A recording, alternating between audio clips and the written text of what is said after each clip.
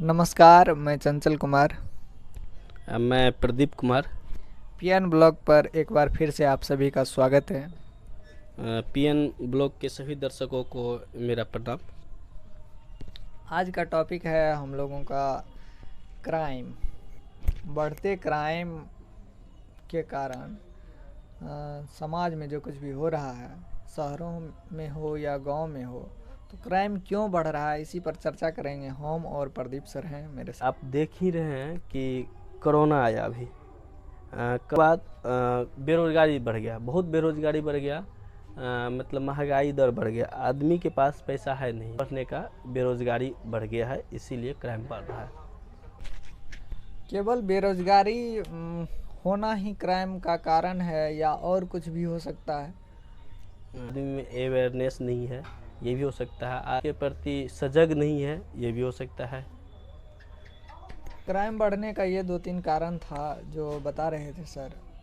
शिक्षा और क्राइम में क्या संबंध है सर?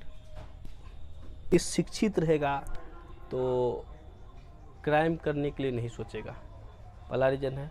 अब यहाँ ज़रूरी नहीं है कि अशिक्षित आदमी ही क्राइम करेगा, तो क्राइम कोई भी कर सकता है, शिक्षित हो या अशिक्षित।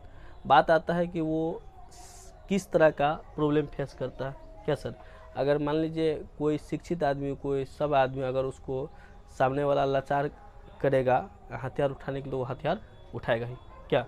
आप जैसा बता रहे हैं उसमें हमको 2-3 रीज़न समझ में आया कि एक तो बेरोजगारी, दूसरा ये है कि अगर सामने वाला कोई अच्छे इंसान को भी परेशान करे तो वह भी क्राइम करने पर मजबूर हो जाता है। ठीक है।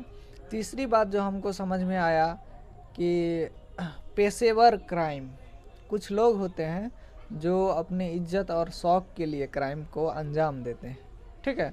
कुछ आर्थिक तंगी के कारण अपने को उस तंगी से उबरने के लिए क्राइम में झोंक देते हैं। यही 3 कारण हमको जो समझ में आया आपके अनुसार।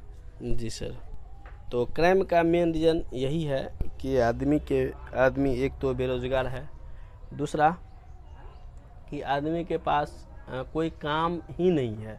मतलब कहने का मतलब बेरोज़गार है, कोई काम रहेगा तब तो काम करेगा, काम ही नहीं है, आदमी बैठा रहता है। और महंगाई इतना है कि पेट चलाना मुश्किल है, जिसकी वजह से पेट क्राइम को बढ़ने का 1-2 और रीज़न हो सकता है। इसमें 1-2 रीज़न मैं इसको जोड़ना चाहता हूँ कि लोगों में अपने प्रति थोड़ी सजगता हुई है और लोभ थोड़ा ज़्यादा हो गया है। लोगों में किसी चीज़ को पाने की चाह इतनी अधिक हो गई है, जैसे मोबाइल हो गया।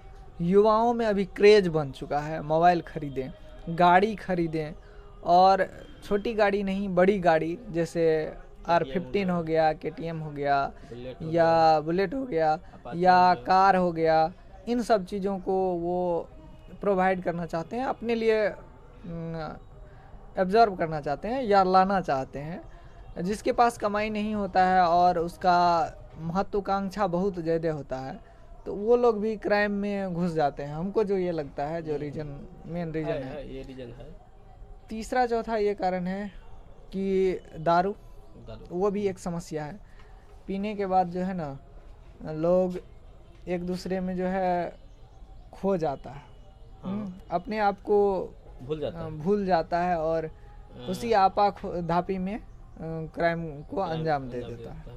ये सब क्राइम का रीज़न है। अच्छा सर, इसके सॉल्यूशन के लिए क्या किया जाना चाहिए?